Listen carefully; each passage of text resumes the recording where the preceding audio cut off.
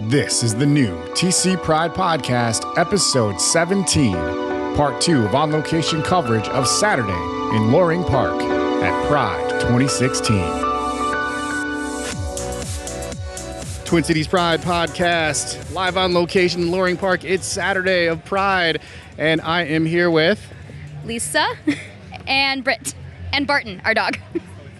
And can you tell me, please, what does Pride mean to you? I guess pride just means like kind of being part of a really big family. We might not all know each other, but we kind of all get each other. It's the weekend where everybody comes out to celebrate everybody. Like it's so much love, and you hear Happy Pride all the time. It's really the most beautiful thing. It's gay Christmas. It's gay Christmas. Gay Christmas. Unless you don't celebrate Christmas, then it is big gay or queer or trans or fluid holiday. Thank you. And can either one of you tell me about your first Pride, please? So my first Pride, when was my first Pride? I think it was right after, 2010. I had just come out earlier that year, and it was literally the coolest thing ever. I was so scared coming out, and like coming to Pride was just like the most incredible experience to see everybody around who like I knew wasn't gonna like be mad at me or hate me for being gay. It was amazing. It was literally the best thing ever. Thank you. And your first Pride? Mine was 2008, and my mom was very worried about the protesters, and I had to carry an entire case of water in a backpack because she was paranoid, because I was 18, that I was going to get dehydrated one afternoon in the park in the sunshine. But it was really great. It was really fun, and it was kind of like the first time that I'd ever really seen anything like Pride, because I grew up in a very small town, so it was kind of like this big, like, it was like when Dorothy steps into Oz for the first time and everything's in color. It's kind of what it felt like, so. That's beautiful. Thank you very much for sharing. And also, can you tell me how your dog is celebrating Pride today? My dog is celebrating Pride by rocking an amazing rainbow bandana and rainbow collar and leash. He's all decked out. And he is an ambassador for Minnesota Pitbull Rescue. So he's celebrating at the Minnesota Pitbull Rescue booth. If you want to come meet him, he's lovely. His name is Barton. He loves kisses and hugs. So. Thank you very much. Happy Pride. Happy Pride. Happy Pride.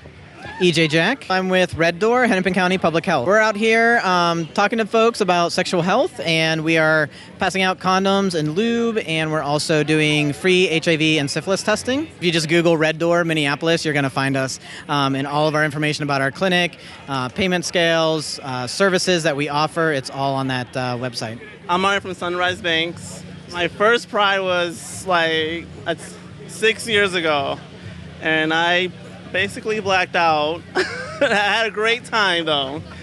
I was with people that were safe, so I got home safely. Sorry. Is that it? Yeah. Okay, thank you very much. Happy Pride. Happy Pride. TC Pride Podcast, live on location, Loring Park. It is Pride weekend. It is Saturday, and I'm here with Ravos. And can you tell me, just for people that are listening to the podcast, a little bit about your outfit today? Well, basically, I'm in a partial right now with a tank top on, and it's freaking hot out. But people are generally loving the suit. This is Pride Fest, so everybody's accepting. Way better than normal crowds, but everybody's really loving out here. Can you tell me kind of like what kind of colors you're rocking and everything right now? I'm rocking red, white, and green eyes, and then brown, of course. But And you're part of a community. It's like a furry community. Is that what they call it? Can you talk about that a little bit? yeah, I'm part of MN Furs. I'm not part of the board or anything, but we have bi-weekly events where we go and meet other furs like ourselves. And then every once in a while we'll get out and have fursuit groups. So we have 40, 50 other fursuiters like myself out here, and it's a ton of fun. Well, thank you for coming out and supporting the Pride Festival and representing the fur community. All right, thank you.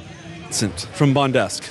I'm the assistant manager at Bondesk, and what I would like people to know is that we are here supporting Pride because we support fundamentally everyone of all different types of sexualities and orientations pursuing sexual well-being and pleasure in their lives. We sell products to help people to pursue these ends, and also we produce events designed to bring the community together more. Honestly, it feels very good and touching in a way because to see how many people come out to support this, to support what Pride stands for, the historical significance as well as the modern significance is it's touching, and we're so grateful to be here. And what are some things people can expect throughout the year, or maybe some things that you have coming up in the near future? Well, number one, you can expect some awesome fetish parties coming up, which will combine performances and fetish fashion as well as just general kinky fun. Also, you can expect us to continue to sponsor local events and local organizations as we have done so far, and we will continue to do. Twin Cities Pride podcast live on location in Loring Park, Pride Weekend 2016. Walking around the festival here, and I am here with John Reisner of the Satanic Temple, Minneapolis. Well, we're an atheistic Luciferian religion without a supernatural component. We're primarily focused on politically active secularism and utilizing the metaphor of Lucifer to effect positive social change. We thought it was very important to show solidarity with the LGBT community. A lot of what we do is trying to combat the legislation of morality, and for, time immemorial, the LGBT community has been the victim of discriminatory practices that are based around the religious assumptions. So, we're here to show a counter to that and to provide a voice of dissent. We're on Facebook, just the Satanic Temple Minneapolis, or you can email us directly at www.thesatanictempleminneapolis.com. I'm with Out to Brunch. My name is Peg Keefe, and we're an organization of lesbians who get together. And our name is called Out to Brunch because in the old days, when it was dangerous for lesbians to get together, that was the code. And if you were invited out to brunch, there was going to be a lesbian gathering. And we've carried on with it over the years, and we still do it. We have a newsletter. We have a calendar that people do different functions like lesbian movie night or out to brunch and all kinds of other things. And it's a really good way for us to get together and keep this memory going. And can you tell me, how does it feel now to see everybody celebrating Pride here today in Loring Park? Are you kidding? It's terrific. I can't believe it happened in my lifetime. I really can't. And it's wonderful. I think we have a webpage. It's called Out to Brunch. We're sort of under the cover of everything, though, still. So we do it by word of mouth and by advertising at places like this. Okay, so just ask about Out to Brunch, right? That's right. Twin Cities Pride podcast on location at Loring Park. The sky is getting a little gray, so we're going to try to do this quick here. But I'm here walking around the festival. I'm here with my friend Nancy Dunleavy. This is a Buddhist group called the Soka Gakkai International. First of all, I'd like to tell you that we are moving to a brand new center 2 blocks from here, 1201 Harmon Place. So grand opening in just a couple weeks. So we're new neighbors here, moving from St. Paul. But Buddhism, of course, is about 3,000 years old. This form of Buddhism that we practice, Nichiren Buddhism, started in Japan about 700 years ago. But the basic idea of any form of Buddhism is that each of us has this great self, this great Buddha self inside, regardless of the potential that's manifesting on the outside. So we do this practice of chanting to bring that potential out of ourselves. And then we really believe that as we transform our inner self, our heart, our environment is going to respond to that. So as a group, we really encourage all of our members to become active in society, really making a difference, bringing about, human rights and an awareness. So we're all global citizens. We all have to really respect each other. But bottom line, that starts with respecting ourselves, of course. And our group, we've had 2 booths here for probably 10 or 12 years, for a long time. The reason being that we know there are faith communities that are not so welcoming. And as we say, Buddhism has been supporting the LGBT community for 3,000 years. I mean, there's always been that idea of respect for every individual and the encouragement that everyone brings out their unique self.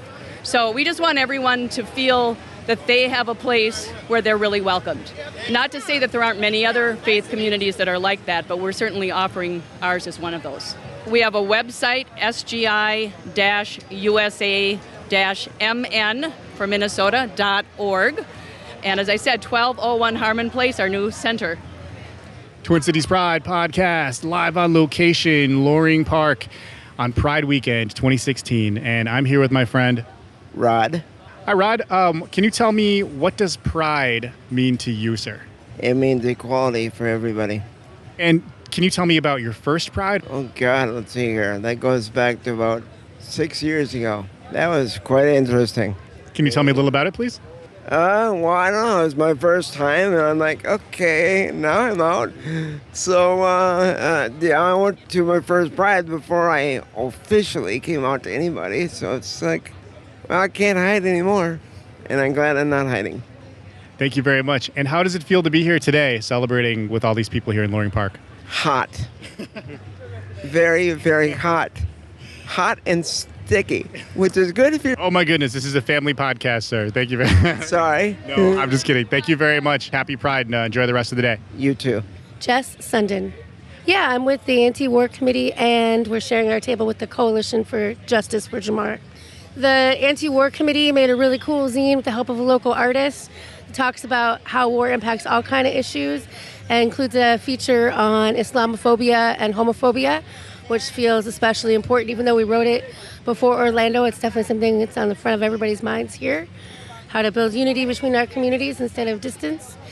I think, first of all, I do think about the roots of Pride and the Stonewall riots and the resistance against the police riot at Stonewall in New York a long time ago, and the resistance of queer people of color, trans people of color. And at the beginning, I think Pride set out to make space, more public space. We used to only have things like our bars. And I think that mission has been real successful. At the forefront of it, a lot of Pride has been led by white gay men. And so there continues to be a struggle to expand it more, make more space for more of us here. Fast forward to me, I'm a 40-something lesbian with a daughter, and Pride has become as much about making a space for my daughter in our community as she figures out who she is, as well as maintaining the radical and sex-positive roots of the queer community and Pride. Okay, the first Pride I remember, a couple things about the first Pride I remember. One is that there was an awesome Dyke March the night before. All the ladies were topless, which was awesome. I would have been around 20. And I remember someone who later became a city council member here in Minneapolis, who's gay, on the sidelines with a sign that maybe isn't okay for the radio. And I enjoyed watching his political trajectory after that moment. But the other thing about my first Pride is I got dumped by my first girlfriend like a week before Pride. So I was all bitter and horrible. I wasn't too proud my first Pride. I was just bitter that I didn't have a girlfriend on my arm. But she came back and it all worked out. Well, that's good to hear. Thank you very much for your time, and happy Pride. Thanks, you too. The TC Pride Podcast has been a production of Podletter Media and Twin Cities Pride. Subscribe now on iTunes or Google Play and submit your first Pride story at myfirstpride.org.